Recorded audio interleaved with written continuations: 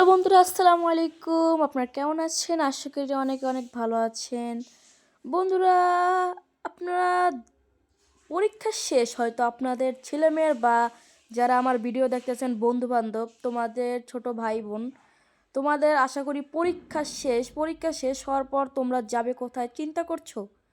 আমার কাছ থেকে একটা আইডিয়া নিতে পারো, যেতে পারো দুর্গাসাগর।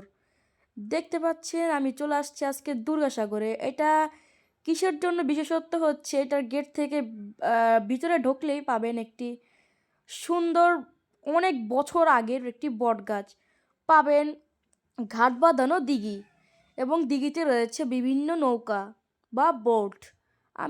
আমি আর আমার ছোট বোন চলে আসছি আজকে দুর্গাসাগর ঘুরতে। আমার পরীক্ষা শেষ, দেখতে পাচ্ছেন কিছু লোক বা আঙ্কেল আন্টি তারা দিঘির মাঝখানে বোট নিয়ে ঘুরতেছে এবং সামনে রয়েছে একটি রেস্টুরেন্ট। সেটার ডেকোরেশন অনেক সুন্দর, আমি ভিতরে ঢুকেছিলাম। সামনে রয়েছে ছোট বাচ্চাদের খেলার জিনিস। আগে দুর্গাসাগর বেশি পরিচিত লাভ করে বানরের জন্য, বর্তমানে দুর্গাসাগর কর্তৃপক্ষ আহ, হরিণ হরিণ এবং উট পাখি এবং ময়ূর আনা শুরু করে। আস্তে আস্তে এগুলো তার জন্য পরিচিতি লাভ করে। ছোট্ট বন্ধুরা এগুলো দেখতে অনেক পছন্দ করে এবং আমি কিন্তু এখনও বড় হইনি, আমি কিন্তু এখনও ছোট। দেখতে পাচ্ছেন আমার ছোট বোন কি সুন্দর স্লিপারে উঠে স্লিপার খাচ্ছে। ও আসলে ভয় পাচ্ছে, যেহেতু স্লিপারটা অনেক খাড়া তার জন্য ও উঠতে পারতেছে না।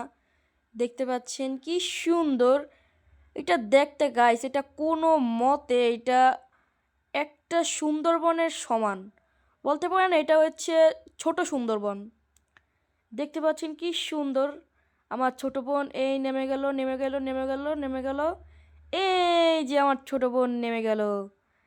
ওর তো পুরাই খুশি।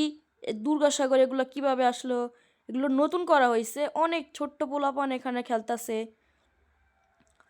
Wow amazing. এখানে আমি আর আমার ছোট বোন খেলতাছি, দেখুন আমি আবার তোকে পিক কালেক্ট করে দিতেছি যে দেখো তোমার কি সুন্দর ছবি আমি তুলতাছি এবং ওকে একটু আরাম দিতেছি। দেখেন কি সুন্দরভাবে গাইজ, আমি কিন্তু আমার ছোট বোনকে অনেক ভালোবাসি। বন্ধুরা লাইক কমেন্ট শেয়ার করুন। আসসালামু আলাইকুম।